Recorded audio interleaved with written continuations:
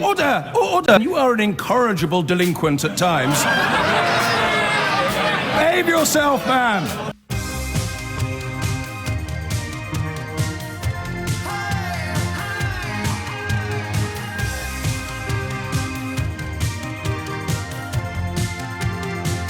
Anna Robinson has decried the fragility of modern women, while Kevin Spacey has attempted to distract, I would argue, from an allegation of...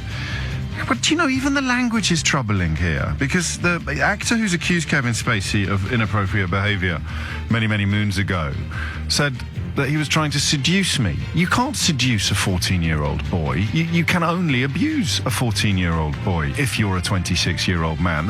Even the language of seduction is wrong. And it highlights where I want to start today, which is the sort of perhaps belated recognition that everybody's different.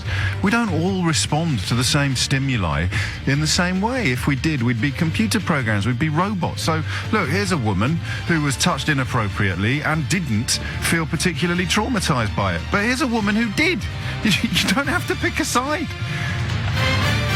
You just have to recognise that the world in which nobody ever feels traumatised by that kind of behaviour is the world in which no man ever does it. It's not complicated. It's not rocket science. I find it, as a man, I find it really tricky to cultivate strong opinions on these issues because we just don't know what it's like.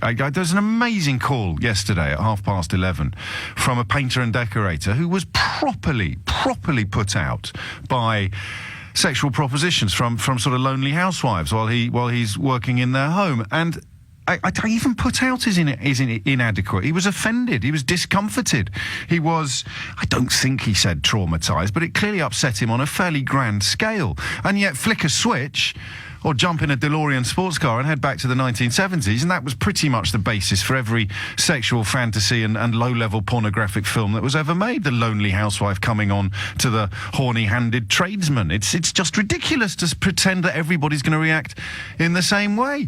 When I was sort of 15, 16, I had a massive interest in older women. But if any of those older women had turned around and tried to seduce me, I suspect I would have had kittens on the spot. Whether or not I'd ever have got over the shock and the horror of the experience, I don't know, because it never happened.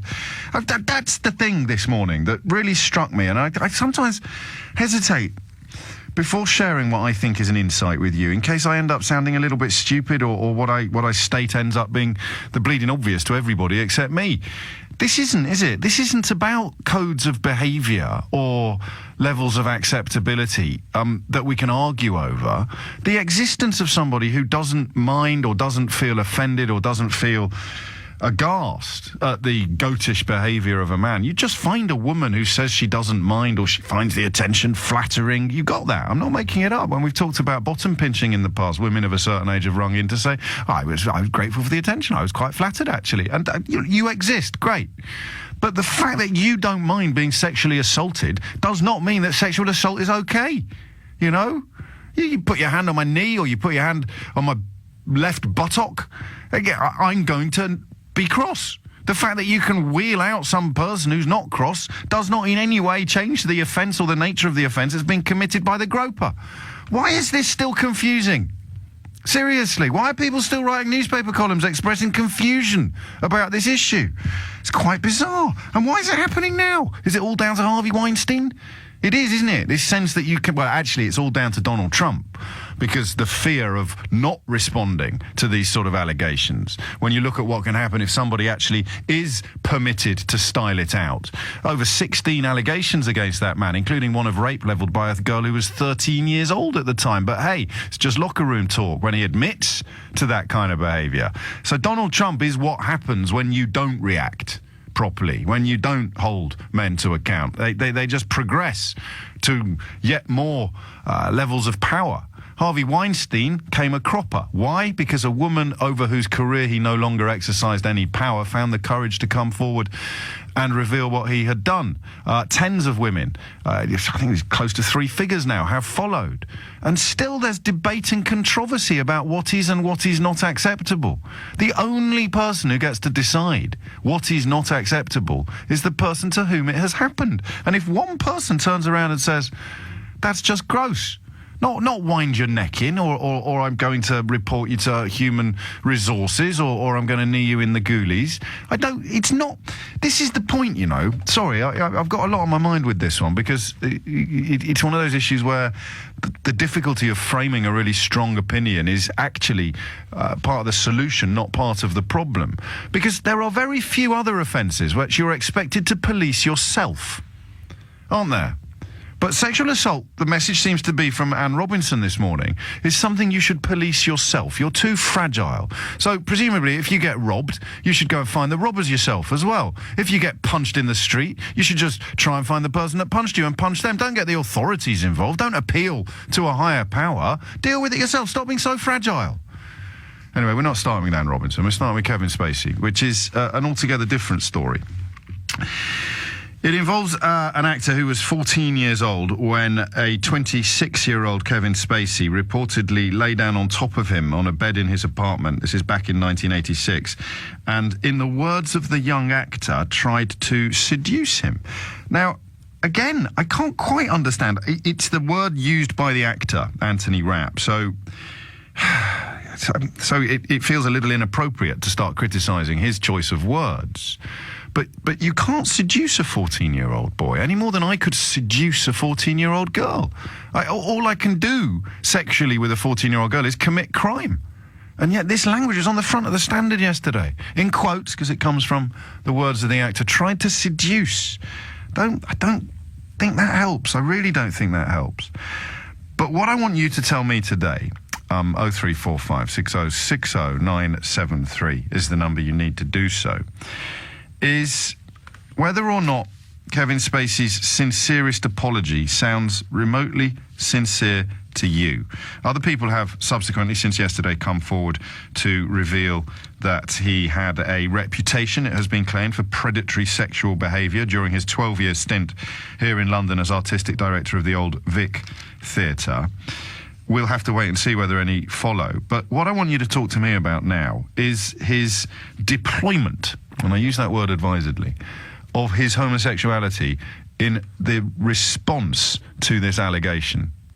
Now, if I was now in my... Well, I am actually in my 40s, but if I was Kevin Spacey's age, and somebody came forward to say that when they were 14 years old and I was 26, I had, in her words, tried to seduce her, and then I issued a sincere apology making reference to my own sexuality. This is rank. One of the grimmest crosses that gay people have to bear, gay men in particular have to bear, is the very deliberate and cynical conflation of homosexuality with paedophilia. Quite a lot of homophobes like to make arguments along the lines of, well, if you let homosexuality go unchecked, it will be paedophilia next. Completely and often deliberately, but sometimes it's not deliberate. It's just sadly a reflection of bovine idiocy. But the suggestion, of course, misses the point of consent entirely. There is no such thing as consenting sexual activity with somebody under the age of consent. But a lot of homophobes like to conflate the two and use arguments about paedophilia in the context of condemning homosexuality. It's ridiculous, but, you know, this is the age of ridiculous, isn't it? I mean, just look at politics. And Kevin Spacey, it seems to me, is doing the same thing here. Unless I'm missing something, Kevin Spacey is effectively saying, please be gentle with me for this allegation of, would you call it attempted rape? He tried to seduce a 14-year-old boy. Yeah, I think you can. Please be gentle with me on this allegation of attempted rape of a child because I'm gay, and it's tough being gay. That's what he said, isn't it? And that's absolutely gross. Has he said something different? Is it reaching your ears differently, this? I want to deal with this honestly, he says, and openly, and that starts with examining my own behaviour. Behaviour which, in the context of the actual accusation, he claims that he can't remember at all, but he's very sorry if it did happen. It would have been because he was drunk. I'm beyond horrified to hear this story. I honestly do not remember the encounter. So, why on earth is he talking about his sexuality in the context of an allegation such as this? Help me out. I'm not gay. Maybe if I was, I'd see it differently. I have a feeling if I was gay, I'd be even angrier at this attempt to conflate the two issues than I am as a straight man who in that sense at least doesn't have any skin in the game. 0345 6060 973 is the number that you need. Netflix have revealed that they're not going to make another series of House of Cards, his hit show. I've got a feeling that was already in the pipeline, that decision. I've got a feeling that I read relatively recently it was unlikely to return to our screens. But the word they're using in the reports is harassed, sexually harassed a 14-year-old boy. Why would he, in the context of apparently apologising for behaviour he can't remember, talk about his sexual orientation? Yeah, I'm sorry. This is really, really important. It has no bearing whatsoever on anything that he's been accused of. So why do you think he's done it? That's my question to you. And I'll take a charitable interpretations as well. I'd quite like them. I don't like lynch mobs. Is there a charitable interpretation for why a man would reference his homosexuality in the context of apologising for the alleged sexual harassment of a 14-year-old boy decades ago? Hit the numbers now. You will get through. 0345 60 60 973. There's so much mad stuff going on at the moment, and so much cultivated confusion, you know, so much kind of attempts at obfuscation and pretending that areas are grey when they're not. This is just rank. And yet you can tell from my voice and from the question I keep asking you that I'm not 100% sure I'm seeing it straight. Because if I'm seeing it straight, why didn't the world go nuts yesterday? If I'm seeing this correctly, a man trying to deflect accusations of paedophilia by asking for sympathy for his sexuality. If I'm seeing this correctly, Kevin Spacey should never work again. But the fact that I don't seem to be in particularly clamorous company, I can't find comment pieces. Sue Perkins, the rather brilliant television presenter and comedian, picked up on it, suggesting that staying silent on his sexuality was a decision that he made until the allegation was made, and in doing so you simultaneously undervalue the horrific nature of the allegation. There you go. And set back the LGBT community. She's just right, isn't she? It's not a question of what people like to call political correctness or squeamishness or nervousness or cowardice. This is a man, an adult man who allegedly tried to. I can't get past the word rape. What other word should be there? He's used the word seduce, but you can't. And in order to deflect attention from that absolutely hideous allegation, which he hasn't denied, he's just said, well, if it did happen, I can't remember. Yeah. By saying, oh, it's really tough being gay. Now, I know it's tough being gay. It's tougher being gay than it is being straight. It's a lot easier being gay than it was 20 years ago or 100 years ago. But to bring it out now? To bring this into his... into the universe of this allegation.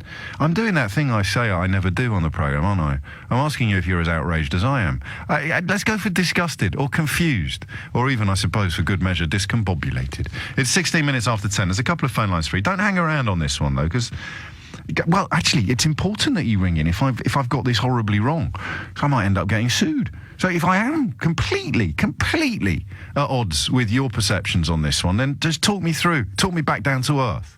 Because from where I'm sitting, what you've got here is the gay equivalent of me claiming that my heterosexuality was somehow relevant to an allegation that I tried to rape a 14-year-old girl 30 years ago. 0345 6060 973. 21 minutes after 10, I wondered whether I'd calm down a bit during the break. I was surprised by how cross I am about this. I don't understand why a former colleague of ours here at LBC, having her knee touched by a cabinet minister, someone who's now a cabinet minister many years ago, is front page news. And yesterday's Evening Standard had the word seduce on its front page in the context of a 26-year-old man making sexual advances at a 14-year-old boy. What does Kevin Spacey's sexuality have to do with the story of him allegedly harassing a 14-year-old boy? 0345 6060 973. See, I'm attracted to women, but not 14-year-old girls. There doesn't seem to be... Well, I'll shut up now. You've heard enough from me. Let's find out whether or not I have gone mad. Ryan's in Cambridge. Ryan, what would you like to say? Oh, hi, James. Just really, what your intro said it all. There's not really an excuse for it, and you can't try and shy off with a different story the fact that he was gay. Why has he done it? Is there a more charitable interpretation of why he's done it? Why he's brought his own sexuality into this conversation? Because I think it's like a lot of the people who say I can't be racist because I've got a black friend. It's a really, if anything, you can put it down to a very bad PR advice to say let's try and hide from the story by dropping a bigger story that unfortunately is known by most of Hollywood that he's been gay for a number of years.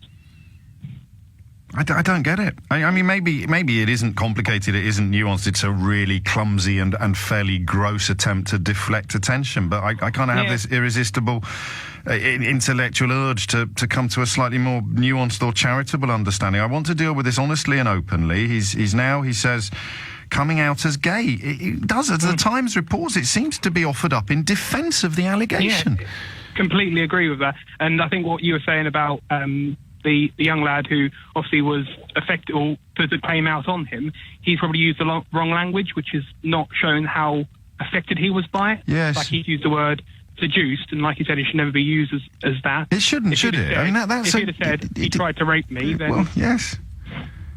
And you know, I've just looked at the Reuters headline that was put on this story yesterday, and it does suggest that Kevin Spacey was making a deliberate ploy for distraction, because the Reuters headline, Kevin Spacey embroiled in Hollywood's latest sexual conduct scandal, is one of the headlines, and the one that topped the Twitter feed from Reuters Top News, Oscar-winning actor Kevin Spacey declares he lives life as a gay man. That's the headline, not the allegation that he... It is laughable, isn't it? Well, it would be if it was... Yeah.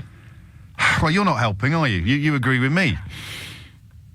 I do, and I think it's one of these things. Like I said, if there is someone out there who can give you a better explanation, they're there. They can have the phone line that you're about to vacate, Ryan. Thank you, because otherwise it's really, really gross. It is literally saying, "Oh, I've been accused of harassing a 14-year-old.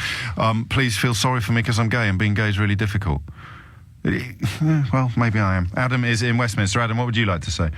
Oh, hello, James. I think any right-minded person is going to be shocked about these allegations, but you've got to remember that saying that a man would rather see his house burned down than admit he's wrong.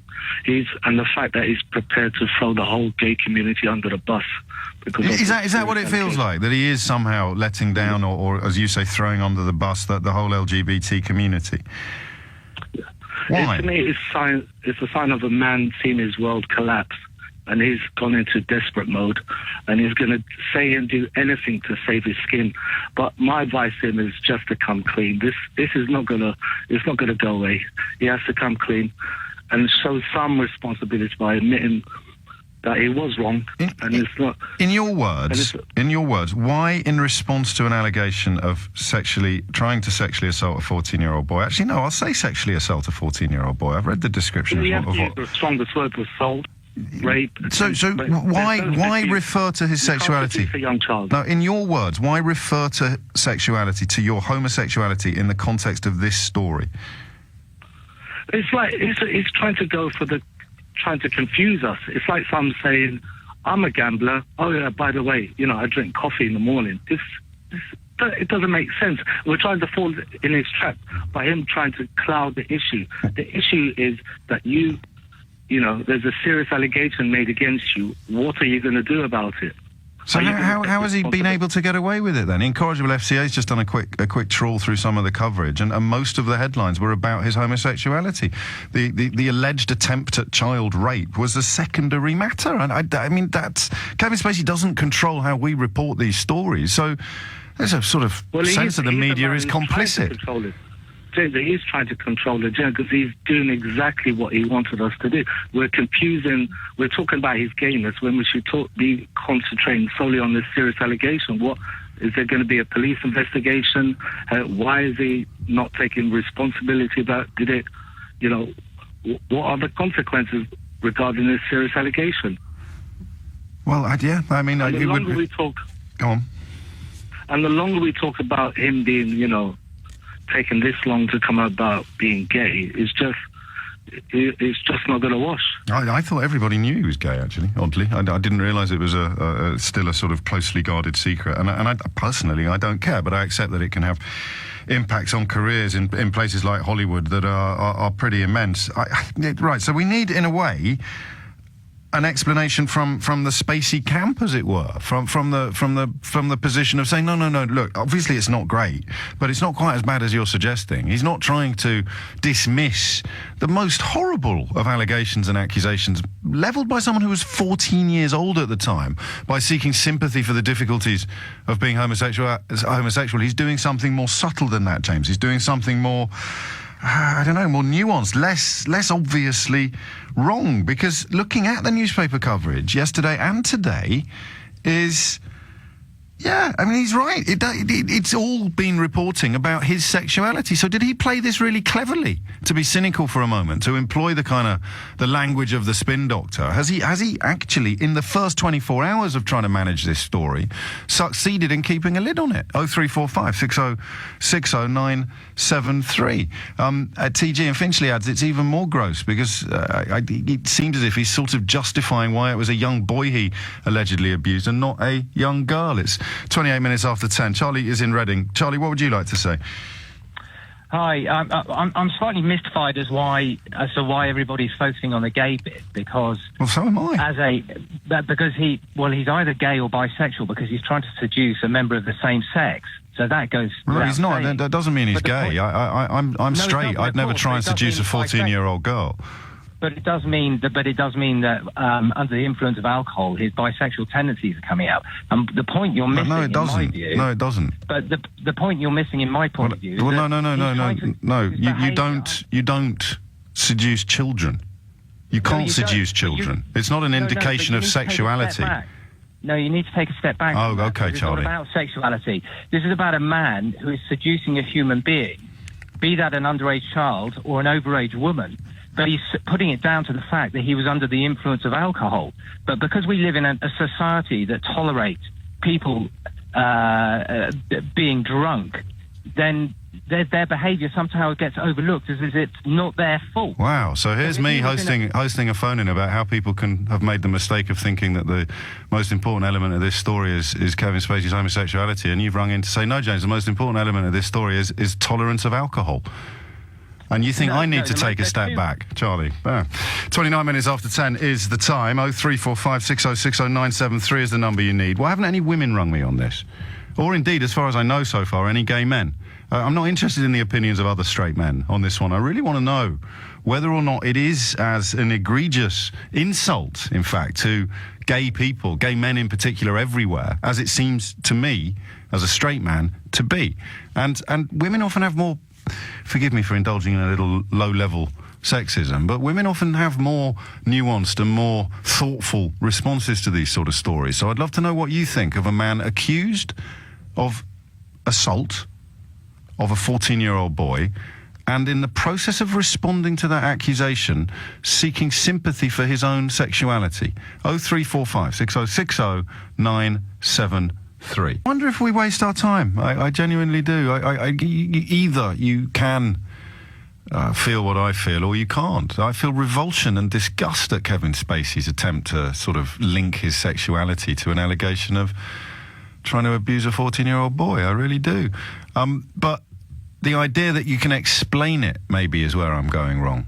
Because if you think about these sort of stories, even the one yesterday about the MP sending his secretary into buy sex toys and his claim afterwards that it was high-spirited hijinks or good-humoured hijinks or something, no one ever just goes, yeah, you got me bang to rights, do they? Nobody ever simply says, yes, I'm guilty, I'm so ashamed, it's disgusting, I don't really ever deserve a place in civilised society again. And unless you've done something like this, unless you have in your... Actually, I'd say if you had one skeleton in your closet, maybe you would have the confidence to do a mea culpa, to do the Catholic thing and confess in the hope of having your sins forgiven. But if you've got 100 skeletons in your closet, you've just got to try and keep the closet door shut, haven't you? Yeah, either you play the Donald Trump card, which is to accuse all women who've accused you of these sort of crimes of lying and just sort of rest secure in the knowledge that your coterie of sycophants and furiously unthinking followers will believe you whatever you say. You know, the bloke was flogging college degrees, wasn't he? You could even buy steaks that had his name on them. He'd sell anything to poor, stupid people, including political hopes and dreams. But that's the behaviour of a man who knows how to play people. Kevin Spacey's behaviour is quite similar in a way, except possibly subtler. Because he's not saying, oh, it didn't happen, it's a lie. He's saying it could have happened. There's something between the lines as well of saying, I don't have any memory of it, but if it did happen, I would have been drunk. Because, no, I could translate that fairly freely into that I don't remember this, but it sounds like the kind of thing I do when I'm drunk. Okay, that's pretty close to an admission, actually, and not just of one instance, but of lots of others. So people like me and most of you sort of think that there's some secret formula to unlocking this sort of conduct. But of course, if your behaviour is beyond the realms of what the rest of us consider to be acceptable or decent or civilised, then presumably your reaction to accusation will be beyond the realms of what the rest of us consider to be reasonable or civilised. It's as if we're speaking different languages. I'm asking you a question in English that you can only answer in French. What is Kevin Spacey playing at? James, you're never going to know what Kevin Spacey is playing at, because you're never going to be a man who is in the habit of molesting people or sexually harassing people. If you were, then you'd have a better understanding, and you'd probably be coming out saying, oh, let's not make such a fuss about this. 0345 606 0973. What do you think is going on? Not the most sophisticated question I've ever asked, but for my money, one of the most interesting. Daniel's in Hammersmith. Daniel, what would you like to say?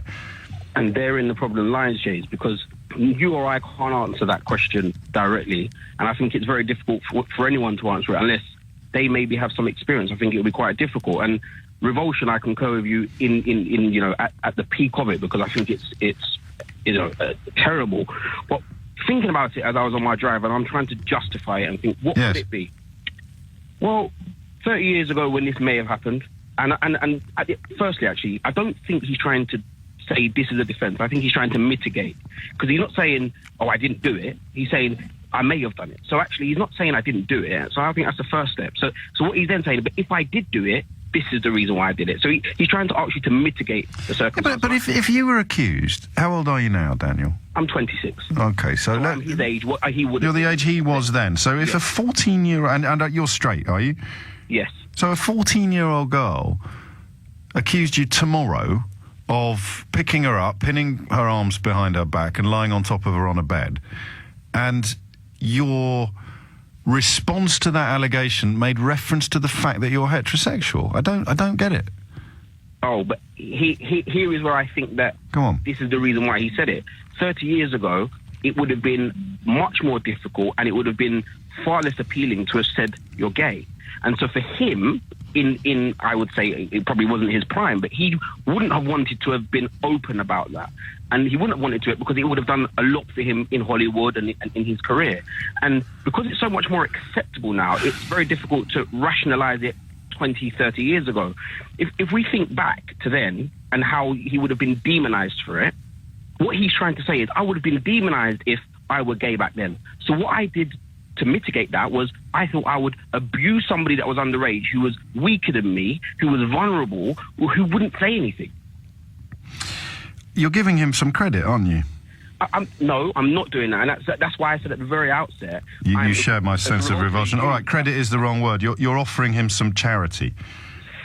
What I'm trying to do is I'm trying to give some balance, because I'm trying to say, is there any rational reason why he would say, it's because I was gay? Yeah. And there isn't anything else other than 30 years ago, the fact of being gay would have been terrible. I'm a lawyer, and I know that there was a case about 15 years ago where High Court judges said, in a case where there was a group of guys having sex, it effectively was rape, and that was because it was gay people. It wasn't because of any other reason. If it were heterosexual couples, Was it an age of? It was an age of consent issue, was it? Before it got lowered. It was Yes. it was wealthy men who were doing their own thing. Okay. But it was said to have been. Well, it was statutory rape. If any of the if people were under the age of consent, it's statutory rape. So I like you. I like this line. I can see some sort of a glimmer of light in it, but the clouds aren't clearing for me yet. He is saying, if I did this thing that I can't remember, it will be partly because of the struggles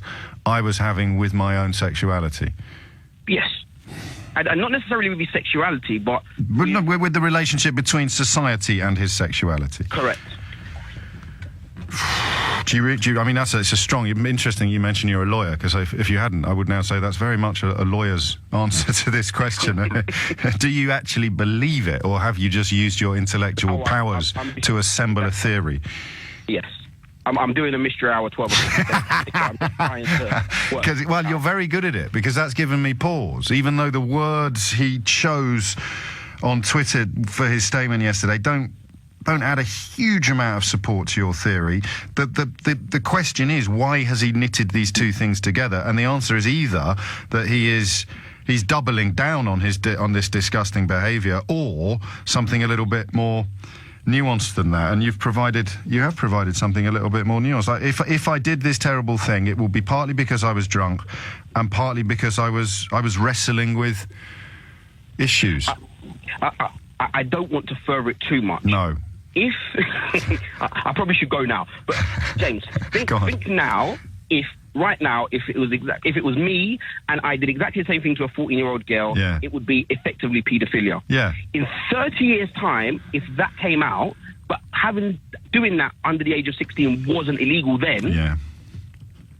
Is that your answer? No, I mean that's a Pandora's box we've never actually opened yet, because it's difficult for me to fully sort of process the fact that if you went back 100 years, then it wouldn't even have been an offence. You know, I think Richard II's wife was about 9, I think, when she came over from France. Certainly, even in Dickens's time, puberty was generally considered to be the point at which a young woman, a girl, became sexually available. So I mean that I guess 30 years from now, if we follow the Spanish example, I think the age of consent in Spain was 14 relatively recently. If by some weird confection of circumstance we end up with an age of consent that is 14 instead of 16, and then you read a story like this that happened 30 years ago when the age of consent was still 16, then yeah, Daniel, you're a very good lawyer. Next time I get arrested, I'm going to have you on speed dial. It's coming up to 11:15. You're listening to James O'Brien on LBC.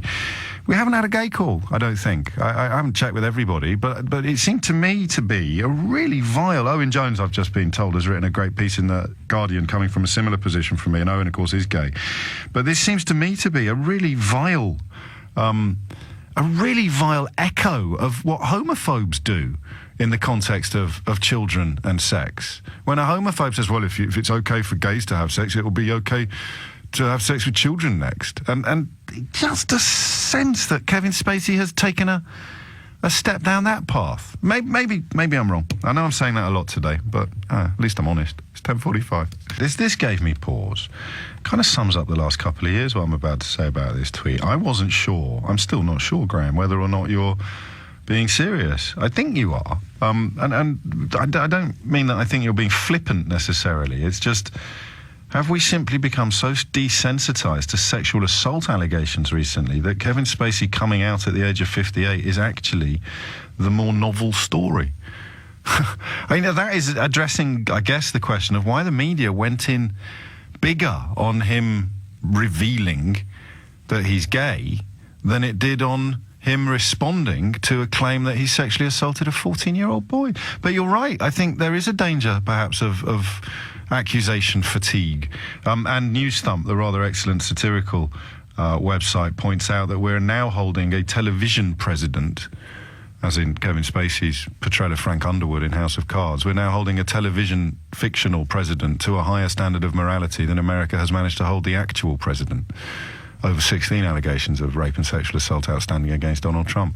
And of course he's confessed that he does indeed behave in an illegal, criminal and sexually abusive fashion towards women because he's a star and he can. That's the problem when you're looking for these magic formulae or these skeleton keys that unlock difficult stories, difficult ideas. The problem is always consistency.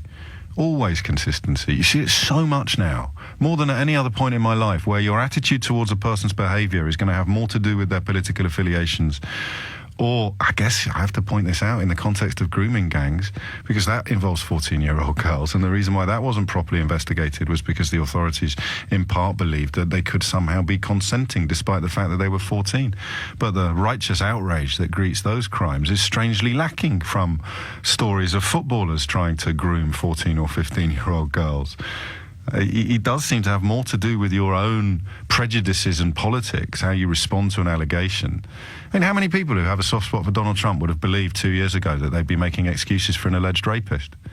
But because he's given you kind of, I don't know, carte blanche for your racism, you're prepared to forgive the other stuff. It's so bizarre. And you're seeing it in the House of Commons now. I don't care what party you're in. If you have touched a woman inappropriately, you're a scumbag and you've got no business being in Parliament, whether you're Tory, Labour or a Scottish nationalist. I couldn't give a hoot what party you're in, but that puts me in a minority among commentators. Odd. Very, very odd. Una is in Manchester. Una, what would you like to say? Oh, James, ouch. Everything you've just said there, it doesn't half hurt your heart, really, what's going on. No, well, tell me about it. Well, basically, Kevin Spacey, I'm a huge fan. Still? Absolutely love absolutely love House of Cards. Yes, it's brilliant. I mean, fantastic. One of the best things that's ever been on Netflix. I'm a lesbian. It took me 17 years to come out because I was so worried about people's perception of me and what they thought of me. And for him to say that yesterday, I'm absolutely devastated because we expect it from homophobes or from, very religious, types. Yes, also homophobes, just wearing a cloak of religion, yes. Yeah, absolutely. But that's exactly what kept me in a box for so many years and kept me incredibly, incredibly unhappy. So to have someone of our own community come out and excuse predatory behaviour... He's not excusing does not it. Make you predatory. No, well, that's the point. You've done it. That's exactly it. He is attempting to link predation with sexuality, isn't he? That is you as a person. It's got absolutely nothing to do with your sexuality. If that's your own, depravity, that's your own depravity. Please don't excuse it with your sexuality. And that doesn't actually matter. So if Anthony Rapp had been over the age of consent at the time, the predatory behaviour would still be relevant to this story. And so he's not only linking predatory behaviour with his sexuality, he is, and this is possibly going further than you have, he is also linking the paedophilic elements of this story with his sexuality, which sets your cause back decades. Decades. I mean, it's appalling. How did you find the courage to come out, if you don't mind? You don't have to answer any of these questions, obviously. No, not at all. Basically, I had to. I think I probably would have found some rope if I didn't eventually do it at the age of 29 because I was desperately unhappy. And it wasn't, I feared family, not oh God, because they were really brilliant in the end, but, I'd been raised into a Catholic family and I was just worried about the embarrassment I'd caused. And that was because I took on board people's opinions of the gay community. And I wasn't thinking about, I can't actually fight this feeling. I knew when I was 12, but I was at an all-girls school, with nuns and things like that, and I thought, oh my God, if anyone found out, what would they think of me? I'd be a total outsider. And that leaves you with two choices. That's fascinating. And yeah, absolutely agree with me. And it took me, I moved 200 miles away from home and made a great bunch of friends. And, they were just my support network. And then I had the courage to come out. And I was lucky that, my family was fantastic. I lost a few people on the way. Some people just couldn't understand it, couldn't take it on board. Really? But that was them. And, the only people I only ever excused people who were, much older. It was a bit alien to them. I totally got it. But anyone kind of under 50, 40 now have a problem with it, then I've got a problem with you. Because that's your problem, not mine. Dan, can I run one of my pet theories by you? Yes. Because you've mentioned the kind of religious bigotry that is often offered up as an excuse for homophobia. And you sort of speculated on what might have become of you if you screwed the lid down tighter on the truth rather than finally at the age of 29 throwing it off. I think that's where a lot of homophobia comes from, particularly among men. So some of the most homophobic men I've ever encountered, I think, did at the age of 12 realise they were gay, but they were so, and this is an expression of sympathy for them, because they also had been conditioned by the society that they were growing up in, and they had been taught that it was disgusting and wrong and in some cases, of course, sinful and criminal and illegal and dirty. And rather than embrace the truth, the very difficult and uncomfortable truth, they doubled down on the repression, which leads, the risk of sounding slightly like Yoda, which leads to hate. Self-hate. Yeah, absolutely. It's self-hate, that's it. It's self-hate. And actually, it's such a dark, dark place to live. Yes. You know, and I don't know, I can't even think back to some of my darkest times because I'm surprised how I kind of survived them. Internally, I don't think many people would have known it externally, but inside I was just absolutely, I was dying. I was just like, I thought, I'm never going to be happy. I'm never going to fulfill, what was just absolutely innate to me. It was just running through my veins. Absolutely, absolutely. Thank you so much for the call. It's a very unexpected but fascinating perspective on the story. And I mean, that doesn't mean that we're both right. The fact that we agree with each other, we could, of course, both be wrong. But it does feel to me to be a particularly hurtful intervention from Kevin Spacey in the context of gay rights, in the context of the LGBT community, because that conflation of predation with sexuality is really, really unhelpful. It would be the same as me being accused of assaulting a 14-year-old girl and somehow claiming that I was struggling with my sexuality at the time. I wanted to be sure I was straight, so I pinned her arms behind her back and threw her on her bed. Get lost. Sarah's in Farnham in Surrey. Sarah, what would you like to say? I think now we're getting to the more sinister part of the story, aren't we? Go on. Which is, Kevin Spacey, maybe who's wrestling with his sexuality. He's seen this 14-year-old boy, and, is the 14-year-old boy wrestling with his sexuality at that time? Does Kevin Spacey think, I know, here's a vulnerable young man, I'm going to see or try out who I like best? And if Anthony didn't at that stage, sort of understand how he felt sexually, if you think about that moment when you've got a 26-year-old man climbing on top of you and you yourself are confused about your sexuality or, maybe you're not, I just think you can't brush that off by saying, I was drunk. Sorry, but I was drunk. Sorry, but I didn't know if I was gay or straight. It's the thing I teach my children. If you put a but after the sorry, you're not saying sorry at all. Exactly. Or an if. Sorry if anyone's offended. Get lost. Either you're sorry or you're not. This is what's missing from society, at risk of going all Victorian on you, Sarah. No, there's shame. There's no shame anymore. No one, they tell a lie, they double down with another lie, get rewarded with a show on LBC. It's incredible. Yeah, and I'm sure we've all done it, but in this case, there should have been a full stop.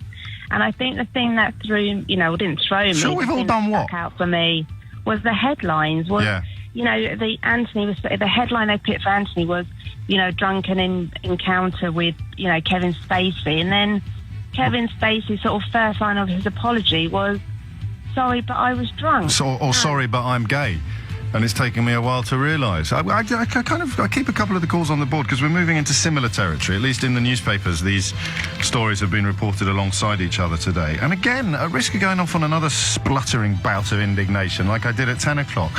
Since when does a story about a man touching a woman inappropriately become about how the woman responds? We talked about social media yesterday, and I confessed to an unholy love of Twitter. I just had a little experience during the break there that explains why I love it so much. I did a tweet yesterday about the White House press secretary standing up on the day that one of Donald Trump's key foreign policy aides pleaded guilty to lying to the FBI about connections with Russians. That's literally, during the campaign, an aide to Donald Trump sought connections with Russians that he subsequently lied about to the FBI, and the press secretary stood up in the White House and claimed that the arrests and the developments of the day had nothing to do with the campaign. And it was quite incredible. So I put in a fair to middling gag about how she was employing the these are not the droids you're looking for tactic without actually possessing any Jedi powers.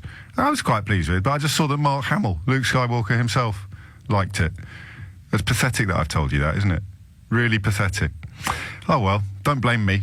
It's 5 minutes after 11, and talking of blame, I would like to refer you next to some comments made by Anne Robinson yesterday. But I don't like spluttering indignation. That's why the last hour was so interesting. A couple of the best callers, perhaps just put the brakes on the march to righteous fury, the kind of deathly pursuit of indignation. But sometimes you should be outraged. Sometimes you should be indignant. It's the people who are determined to be indignant and outraged all the time that are causing all the problems in this world, because it makes it very hard to be consistent. I think what Anne Robinson said yesterday is disgusting. I don't care how old she is or how comfortable she would be slapping a fella who touched her inappropriately. When she says that modern women are too fragile, what she's really meaning is that modern women should be more tolerant of abuse. Get lost. Why should they? And why the hell? And I don't care that she's a woman. It doesn't seem to me to be indicative of greater qualification to comment on this issue. You could almost argue the opposite. You could say that she's been groomed during the course of her life to think that this sort of behaviour from goatish newspaper journalists was somehow acceptable, or it was her responsibility to stop it. How do these stories... I nearly said friends then, because I'm going into full kind of speaker's corner mode. How do these stories move so quickly from condemnation or criticism of predatory men into condemnation or criticism of their victims? I mean, we had a couple of cracks at answering that yesterday. For me, a lot of the journalistic impetus has to be fear of past behaviour coming to light, and so attempting to create an environment in which historical allegations are treated with scepticism or cynicism or worse. You see a lot of that, even with allegations of child abuse. You know, they're just doing it for the money. You had that in the early days of the Jimmy Savile scandal. All these people who came forward after his death, they just want some of his money. Incredible to reach for that first. When you're presented with a claim that someone has suffered horribly, the first thing you reach for is cynicism and scepticism. I'm not necessarily arguing that they got it right in the Ted Heath case, when the first thing they reached for, that police officer said, "You will be believed." That arguably signalled a swing of the pendulum too far in the opposite direction. But I think I'd rather live in an environment where people coming forward with very, very difficult and traumatic tales are believed too much than I would want to live in a world where they're believed too little. Ideally, we'd get it just right. But if we have to choose between too much or too little, I'd say too much is better than too little.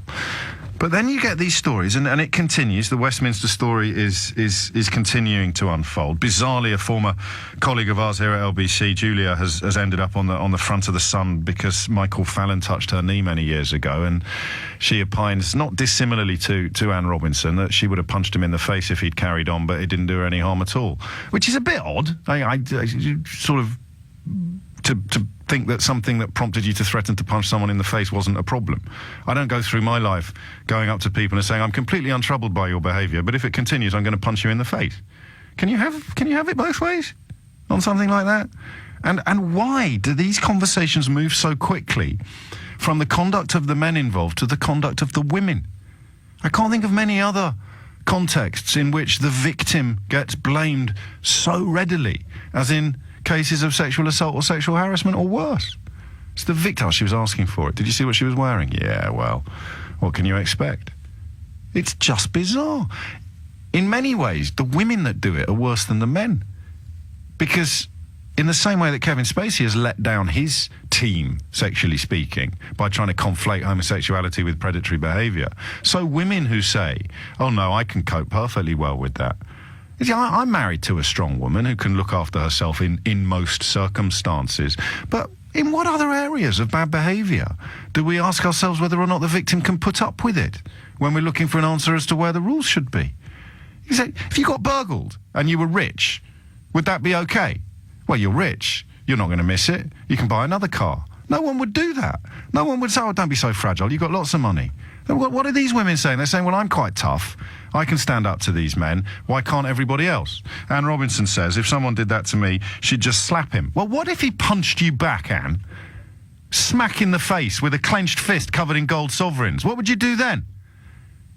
It's idiotic to suggest that you could cope with all of these scenarios. Hundreds of women coming forward from hundreds of professions to describe behaviour that ranges from the low-level gross to the worst possible obscenities.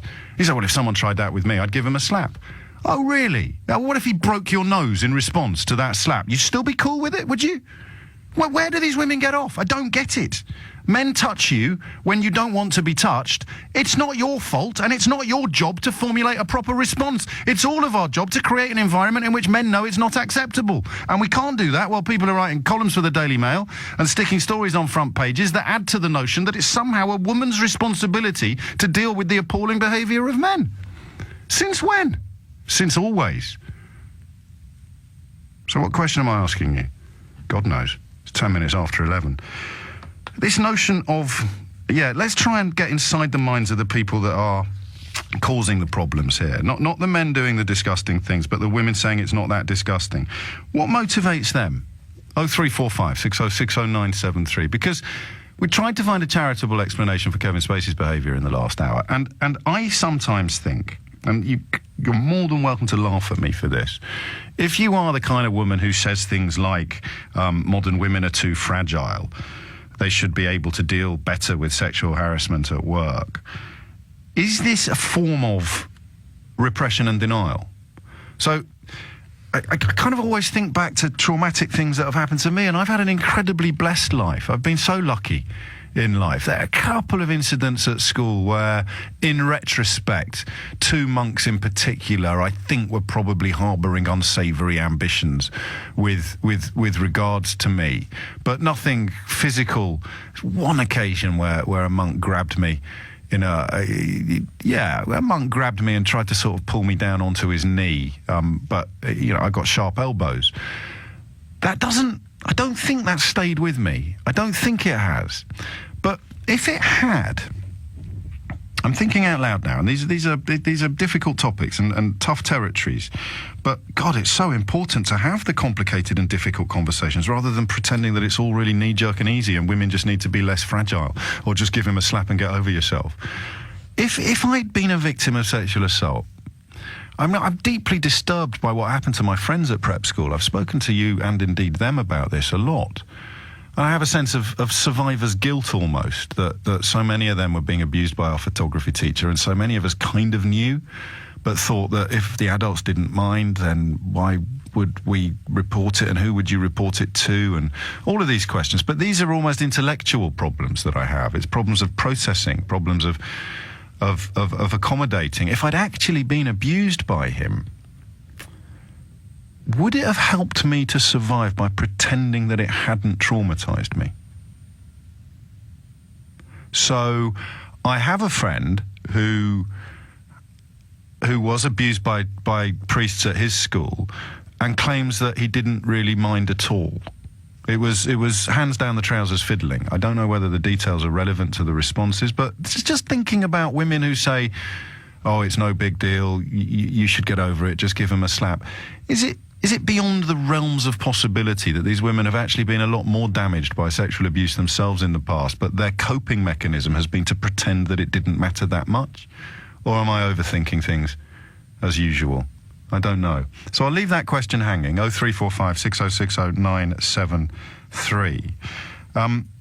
But the one that really troubles me more, Anne Robinson's saying things like, if a woman is clever enough to become an MP, and even a former female cabinet minister is speaking about this, why hasn't she spoken out earlier?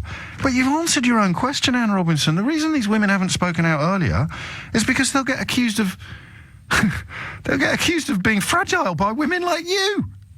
How complicated is this? You're a clever woman. Why haven't these women spoken out earlier? Oh, here's someone who's spoken out. Oh, she's fragile. It's not difficult to join the dots, is it, on this? So, where are we? 0345 6060 973. The woman who came forward yesterday to complain about the MP who'd asked her to buy him sex toys. She gave rather more detail after yesterday's show and spoke about how her life had been ruined and how it had haunted her. And I don't understand the impulse not to believe in these cases. I don't know where it comes from. If I went around touching women inappropriately or asking them to buy me vibrators from Ann Summers when I probably deep down knew they didn't want to, but hey, you know, it's all good fun. If I had that guilty conscience, then I would probably seek to downplay this behaviour in other men. If I had a guilty conscience, I would probably sit here and say, oh, come on, is political correctness gone mad? But I don't have a guilty conscience. So I see men behaving in an abominable fashion, which society and centuries of conditioning have given them a sense of entitlement to do. And the converse of that, the inevitable upshot of that, is that it creates an environment in which men and women conspire to claim that this sort of inappropriate or disgusting behaviour by men needs to be somehow addressed by changing the reactions of women. If I went around sexually assaulting people and then said, well, hang on a minute, they've misconstrued it. They've got the wrong end of the stick. Oh, it's not that big a deal. It's just a bit of fun. Anyway, if she didn't like it, she could have given me a slap. I'm not, it's 2 hours running now where I wonder whether I'm going mad. If I sexually assaulted you and you were frightened, cowed,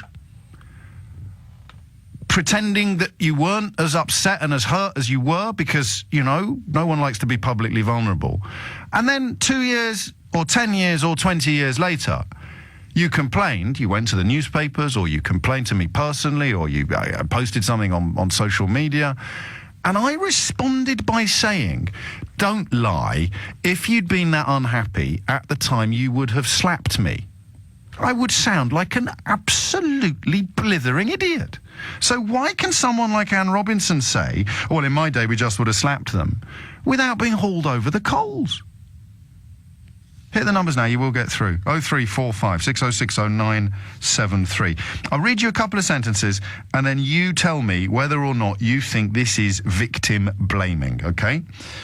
If a woman is clever enough to become an MP and even a former female cabinet minister is speaking about this, why hasn't she spoken out earlier?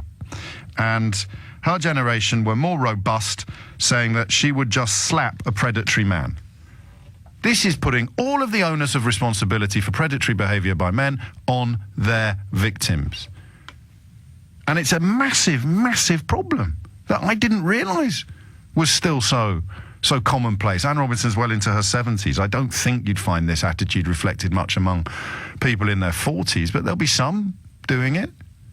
So my question for you is, what's going on? 0345 6060 973. And does Anne Robinson realise how stupid she sounds when she says, well, I would have just given them a slap? I suspect not. It's 11:17. I'm looking at victim blaming. I'm looking at Anne Robinson and her claim that women today are too fragile, and her suggestion that if she'd encountered a predatory man in her heyday, and judging by her own memoir, she'd have been too drunk to do anything about it at some of the stages in her journalistic career. But in her heyday, she would have given him a slap, to which I just find myself almost unbelievably baffled.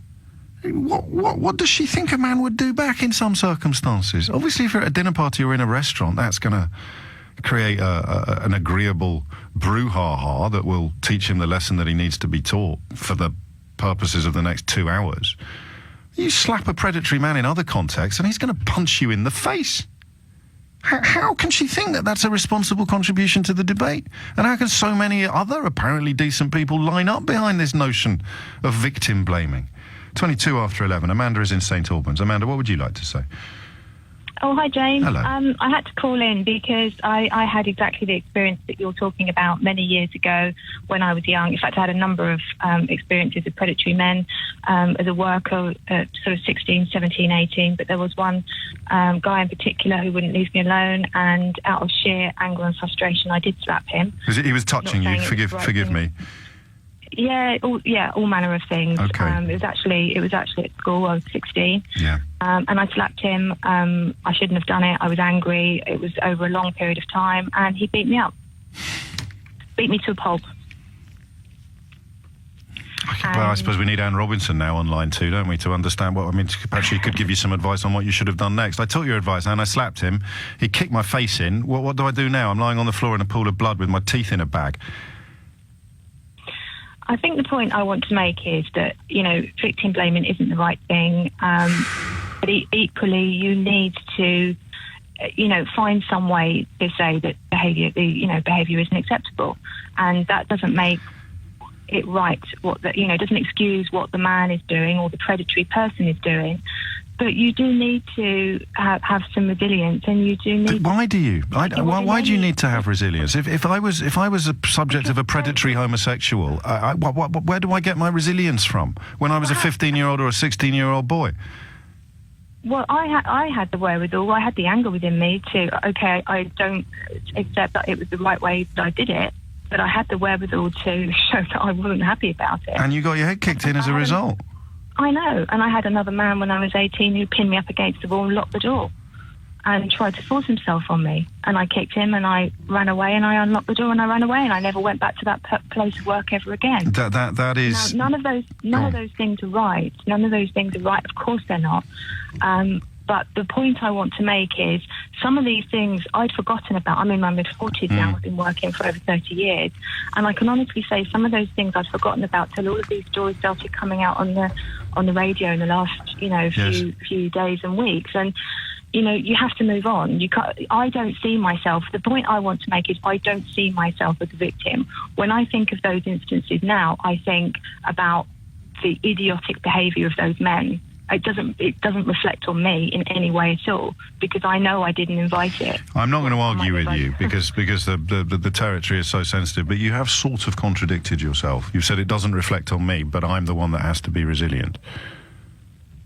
Because you have to be resilient in life, don't you? There's all sorts of things. It helps. Bad behaviour. It helps, but it's not unlike saying you have to be clever. It's not an option for some people, and I don't like the use of the word resilience in the sense that if some woman who was raped is listening to this, she's going to think that you're saying it was her fault because she didn't punch him and she didn't run away and she didn't I'm not slap him and but that's how it sounds. That's how it sounds.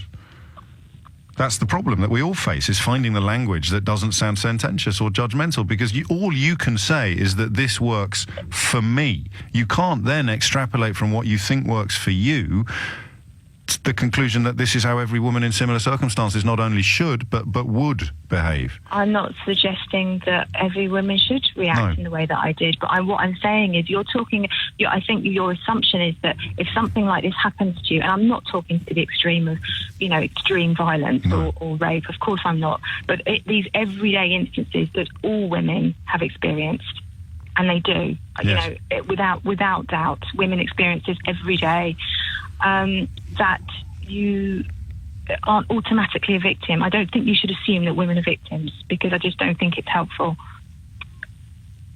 But what word would you use then for the man that beat you up?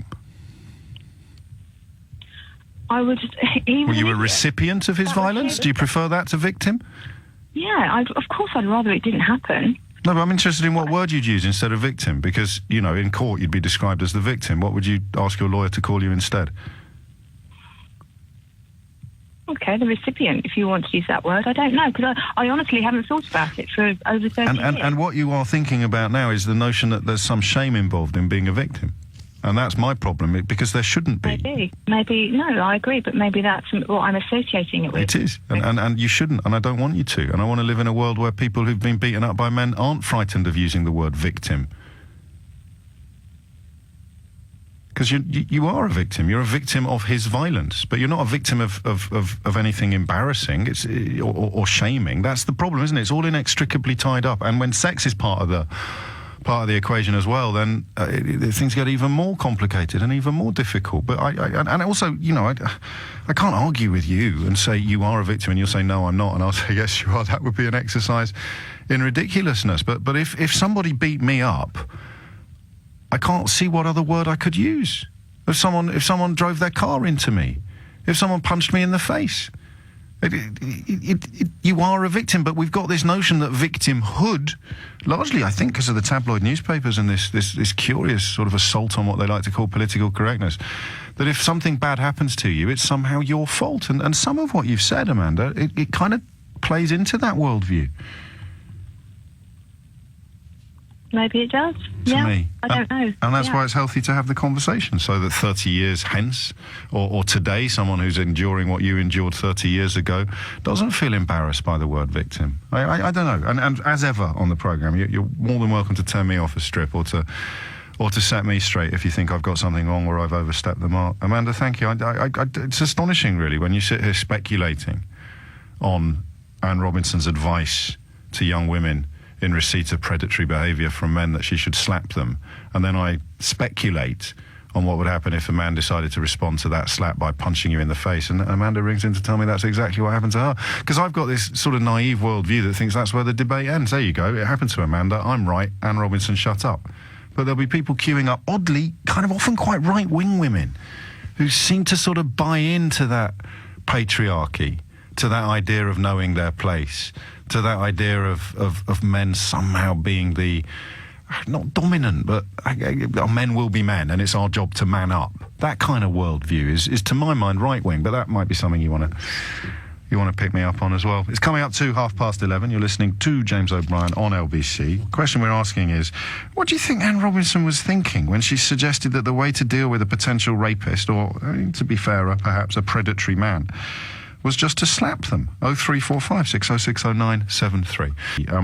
If you're interested in the situation unfolding in America, I really recommend a piece in the New York Times today, which sort of points out the latest investigation, the latest revelations regarding links to Russia.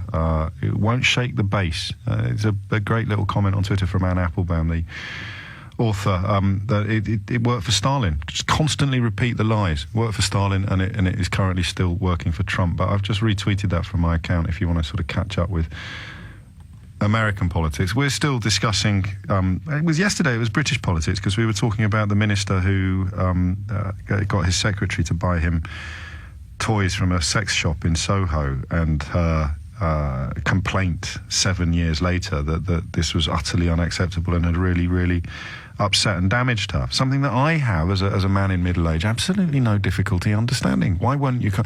Do you know what the answer to the question of is? Why didn't they come forward sooner? The answer to that is the person asking the question. So somebody says, why didn't you come forward sooner? The answer is because people like you say things like that. That's it. Is it the existence of that scepticism, or that if you revealed to me that something awful had happened to you 25 years ago, I don't want to sound holier than thou, but I can't quite grasp the mindset that would respond by saying, why are you only telling me now?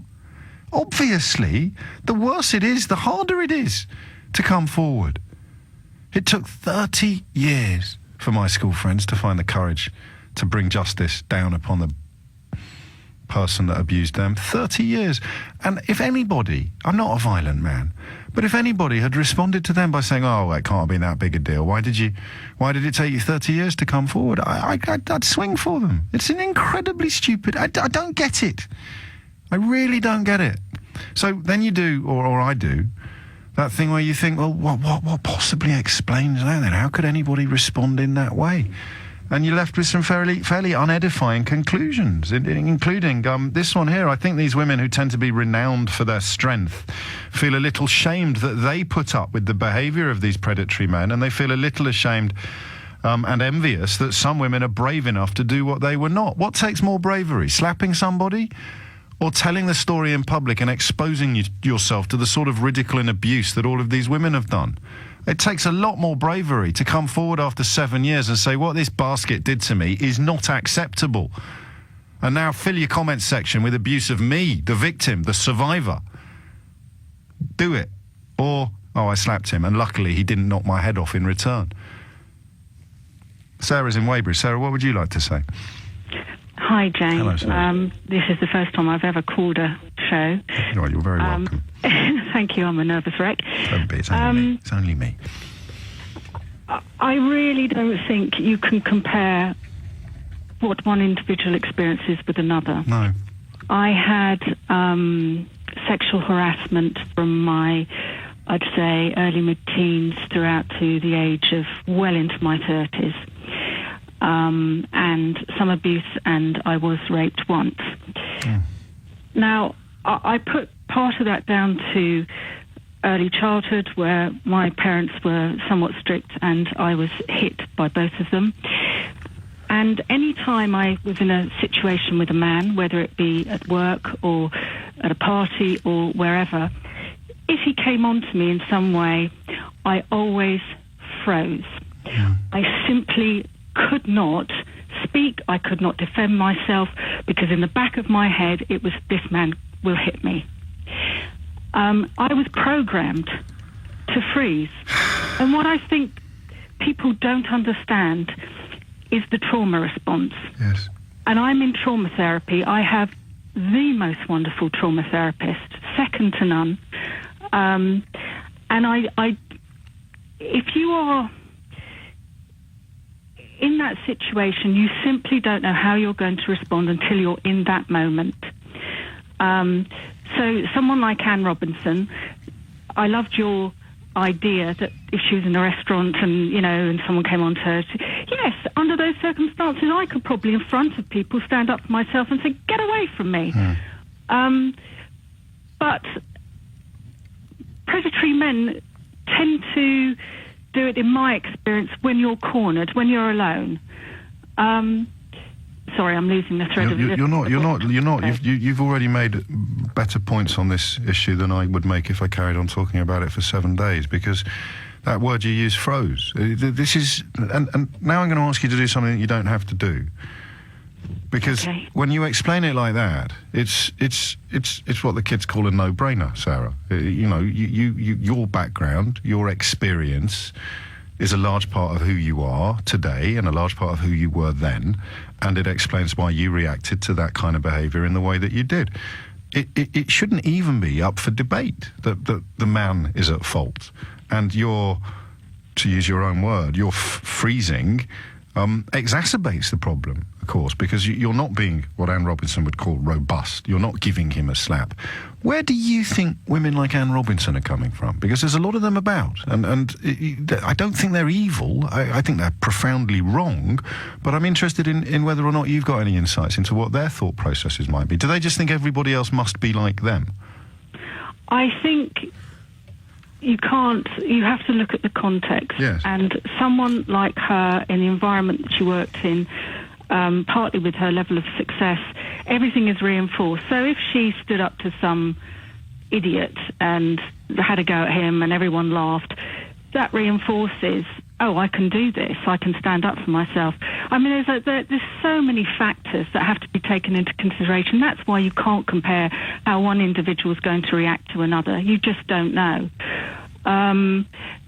Also of her time, where women were becoming more liberated, they were, that probably would have been in a heyday through a certain, social influences, political influences. Yes. What can I say? It's just whatever was going on for her. But what astonishes me, hasn't she got children? She's got a daughter, yes, who moved to Los Angeles, or certainly moved to America a few years ago. I'm going to read you something that's coming from Emma, who is something of a corrective to me on these sort of issues. She writes, the three autonomic responses to predation are fight, flight, or freeze. Exactly. I didn't know that, but listening to you and then reading that, it's as if some of these stories slot into place, don't they? Absolutely. There are some excellent books written by a man called Peter Levine, who was a NASA scientist, who studied the behaviour in animals, and we are so unaware of the role of trauma in our everyday lives. And trauma can be with a small t, like, just too much stress, or can be really, really major, like... Yes, of course it can. And it's everything in between. Yes, and it's a three-way thing, as Emma says. So most transgressions would happen in a split second. Blaming a victim for a 1 out of 3 roll of the dice, i.e., do you slap, do you run, do you freeze? It's 33-1. There's a 1/3 chance of each one happening.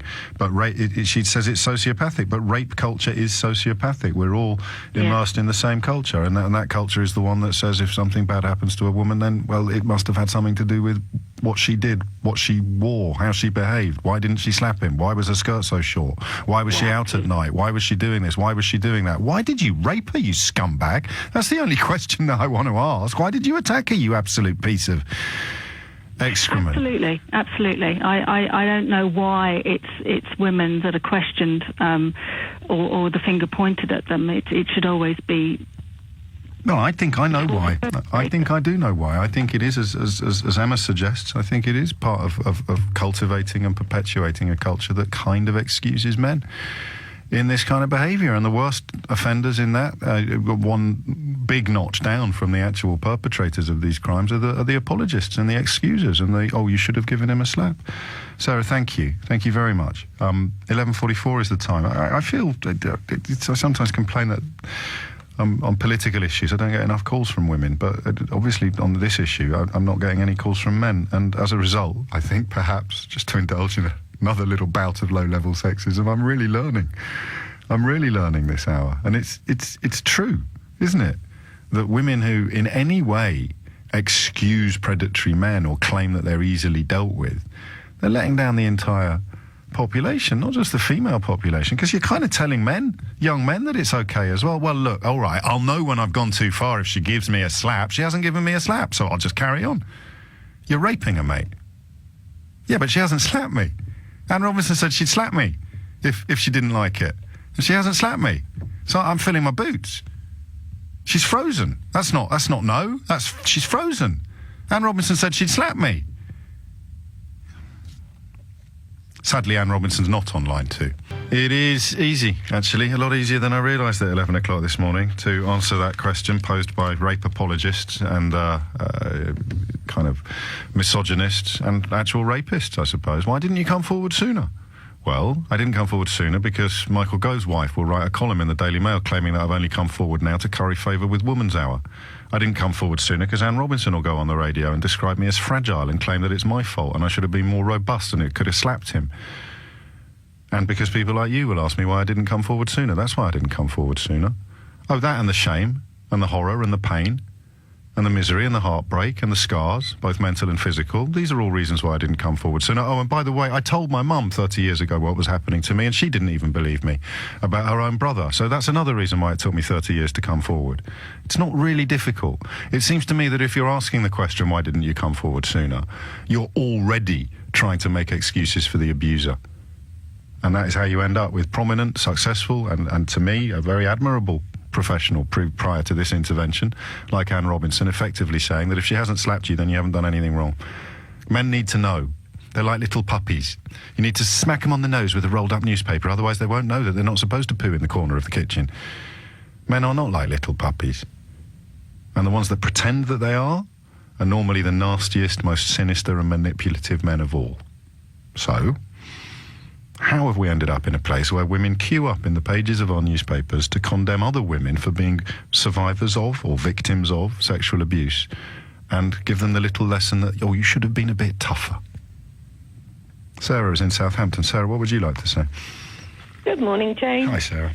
I started off with a company at the bottom of the company, and over a 12-year period, I made myself to be the first woman in the UK to do a particular high-profile role.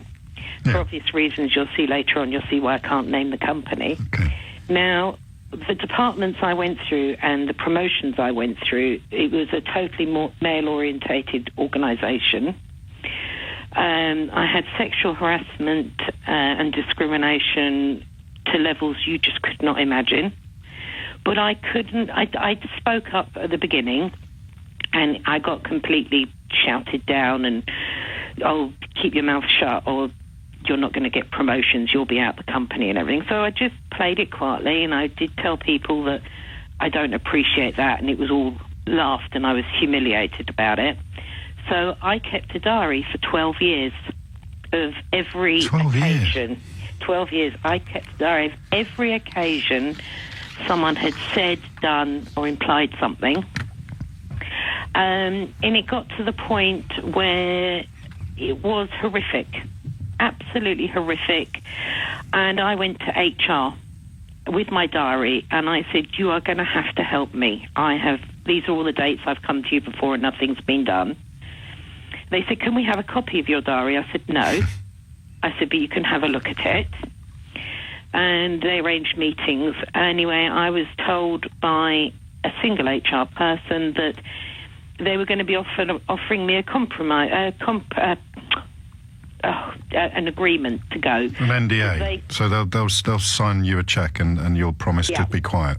Yeah. So but I wasn't going to go for it. I was going to fight it. But being a single parent with children, you also have to think that your job is your name is your job. Yes.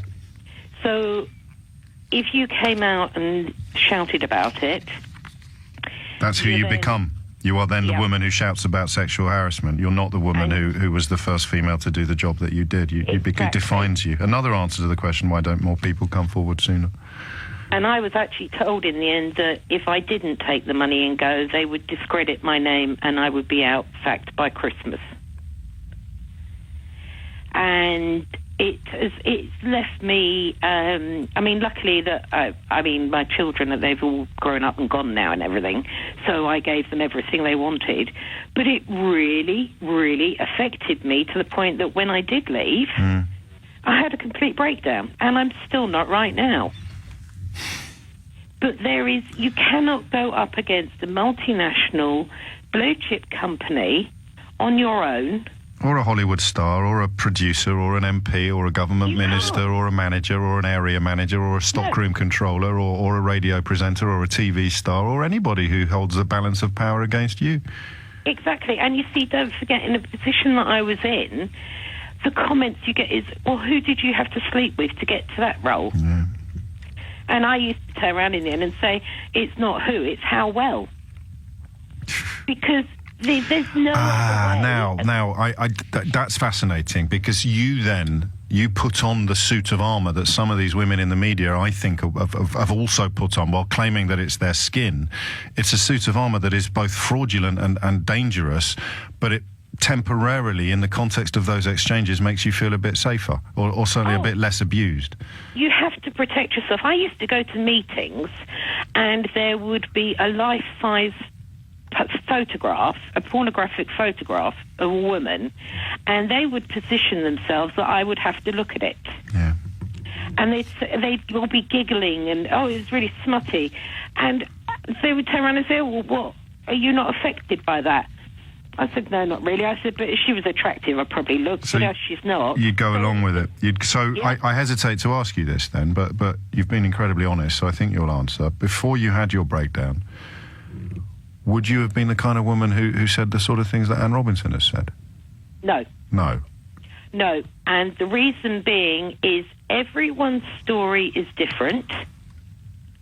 But if you can toughen up, if you can make jokes about the porn on the wall, if you can throw the allegation that you've slept your way to the top back in the face of people that have thrown it, why can't everybody else? That's kind of where Anne Robinson seems to be coming from.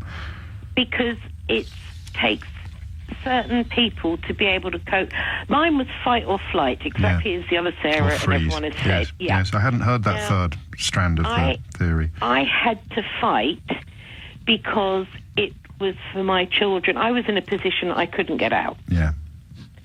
I was in a position that I'd probably not be employed ever again if I did shout it out. But it doesn't make it any easier. I wish I could have done what everyone says that you should do.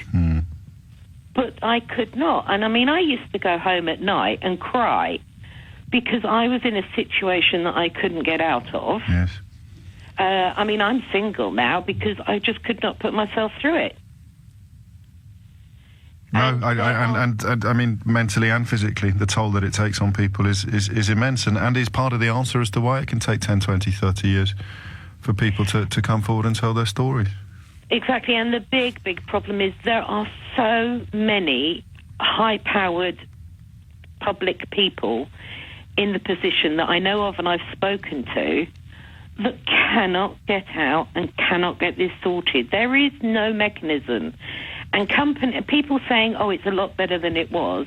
No, it's not. It's worse. But the companies now know how to brush it under the carpet better. And the story that hasn't had the coverage it deserves in the context of the House of Commons was that there was an attempt not long ago to actually bring in proper complaint procedures, but they were voted down by MPs, which plays perhaps into my sort of secret guilt theory that all of the men who are keen to downplay experiences like yours or to put some blame upon you for being on the receiving end of it are nursing very, very guilty consciences and quite a lot of fear. Sarah, I'm going to crack on only because I want to squeeze in Charlie before the news. Charlie is in Elton. What would you like to say, Charlie?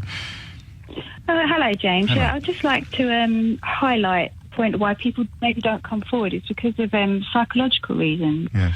I was attacked at the age of 15, and it's only taken me till now to really acknowledge it. Yes. It's due to, and the only reason I have is because I've been having epileptic attacks.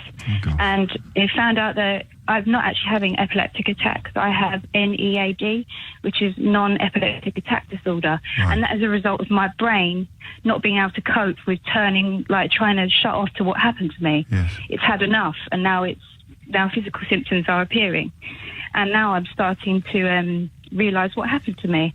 And I'm able to address it and take the stress out of my brain and not be anxious all the time and stuff like that. I mean, the doctor told me this is a condition that is mainly in children that have been sexually abused. And obviously I was horrified. I was like, well, I haven't. And it took me to go away and think, actually, no, I had been as a teenager. And you'd managed to bury it so deeply that it was damaging you from the inside while you didn't even know why or how. Yeah.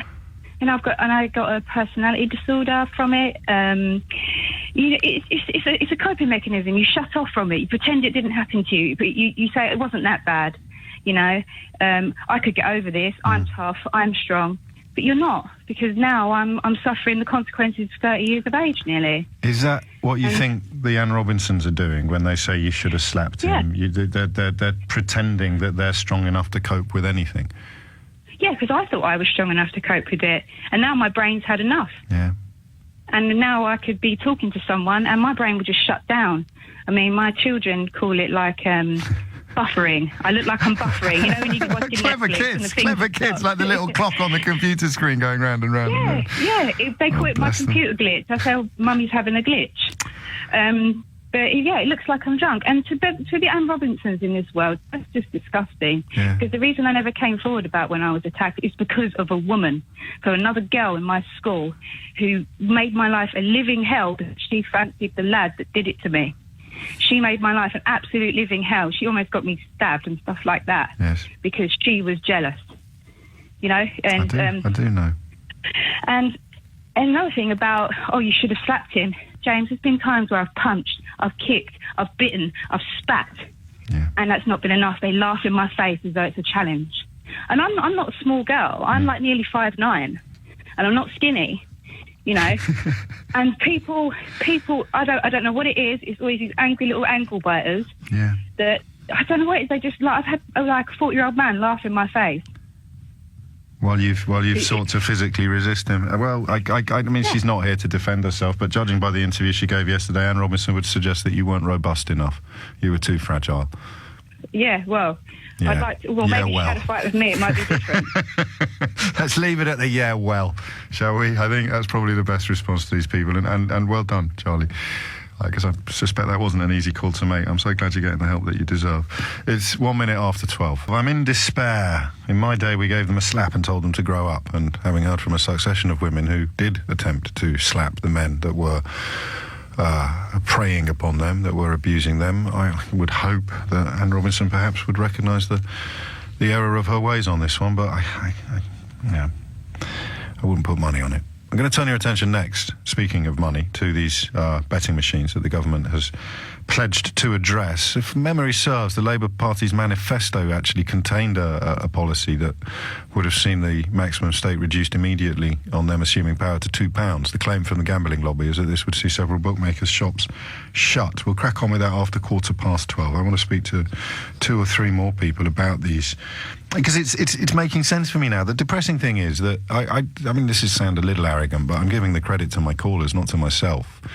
Anybody, we would think, I was chatting to Beth, my new producer, in the break, and just saying, surely any of the women who've written this stuff or said this stuff, if they'd listened to the last hour of this show, they'd realise how wrong they were. But Beth is young. And I said to her, I doubt it, mate.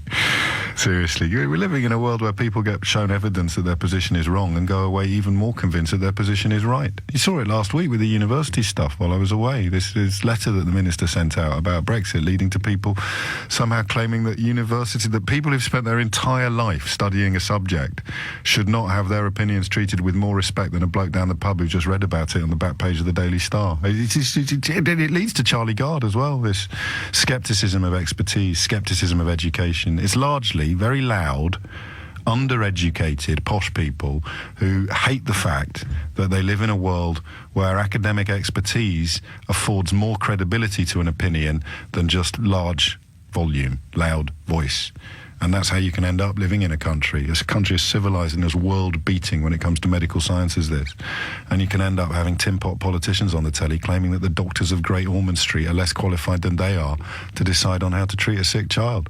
And of course the people that suffer the most are the poor parents who are so desperate to believe anything other than the grim truth that they'll cling to these charlatans and snake oil salesmen in grim desperation. It's all linked.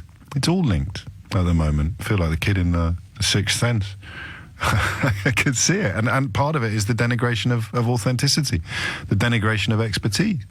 The only way in which a man like Donald Trump can double down on his lies is when truth has been completely subverted. And the only way you can completely subvert truth is by attacking expertise, claiming that that word elites somehow applies to highly educated people. There's an MP this week saying, just reporting the facts, the statistical facts, that if you look at education and generation lines, the Brexit vote breaks down quite conveniently. People with degrees much more likely to vote Remain. Younger people much more likely to vote Remain. It's just a matter of fact. It's not a reflection of intelligence. Plenty of very, very clever people didn't go to university. But the really dangerous people that didn't go to university are the ones that aren't clever. Deep down they know it, and they hate the fact that their lack of intelligence and lack of education used to disqualify them from public discourse. Now they practically run it.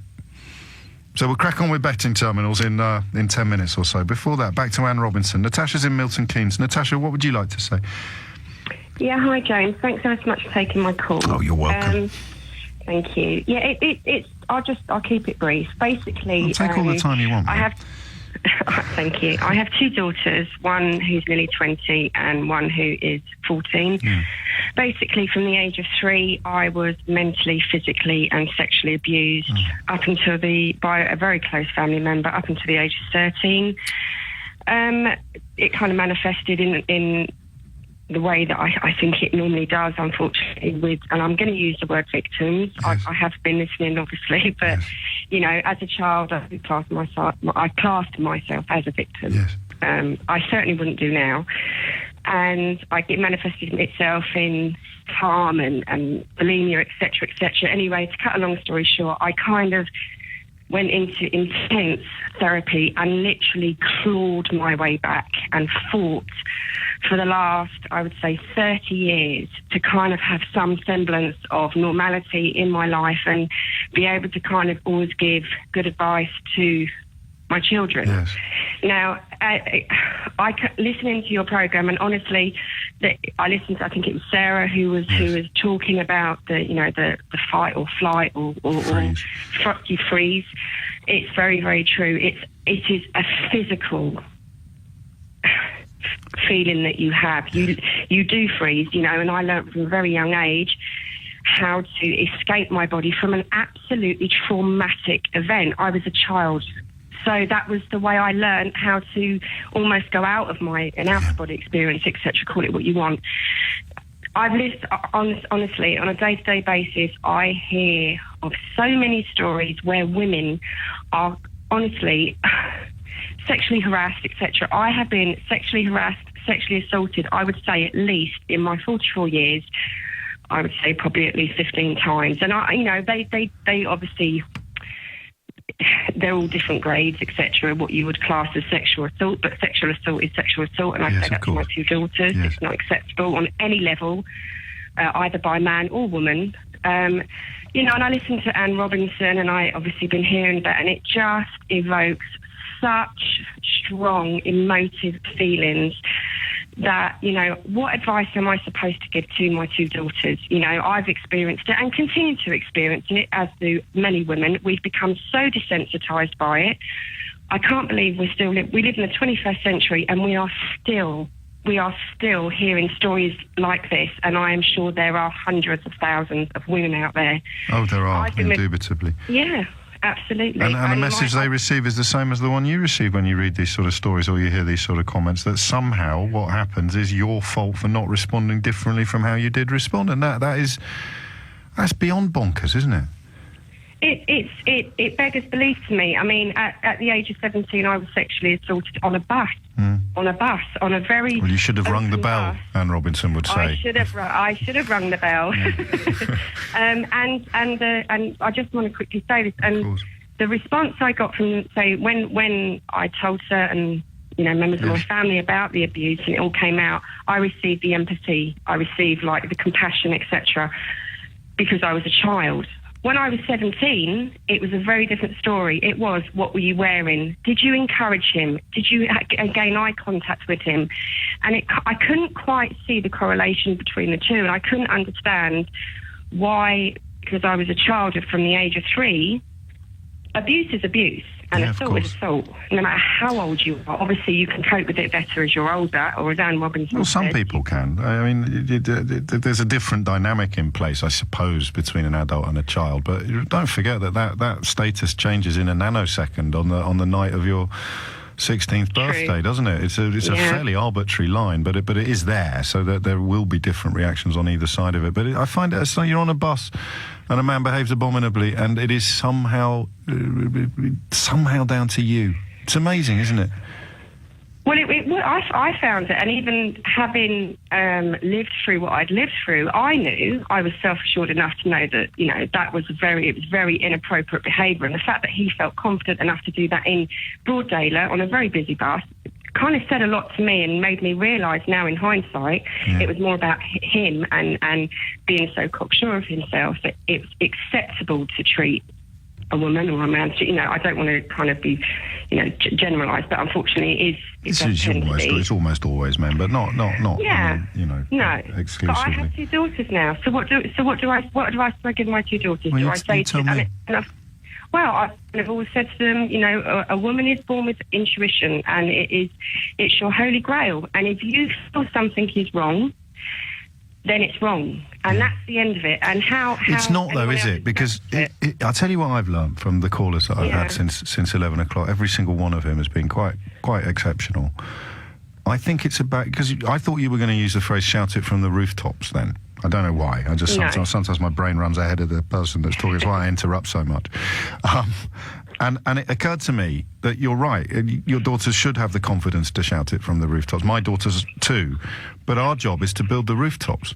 And what people like Anne Robinson do, and Julia Hartley-Brewer as well, what they do is deny access to the rooftops for women who aren't like them.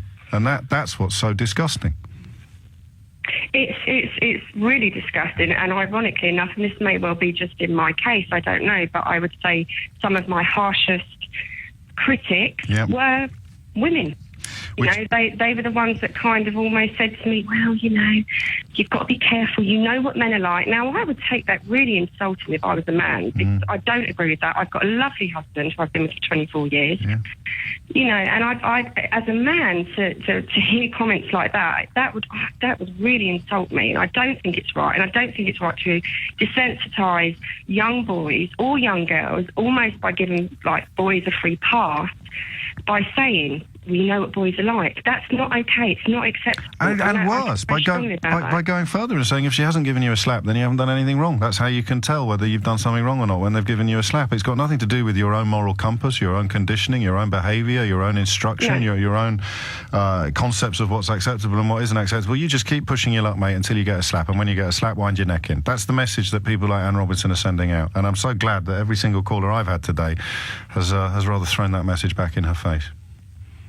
Well, yeah, exactly. I mean, no comment really. I'll refrain from what I really want to say about Anne Robinson's I think we worked it out, didn't we, just before the news with the last call. It was, I think that just about sums it up today. What a rare outbreak of consensus and agreement on the programme. Natasha, I'm a little late for the break. Please take that as the compliment that it is to the value that we placed on your call. It's 12:17.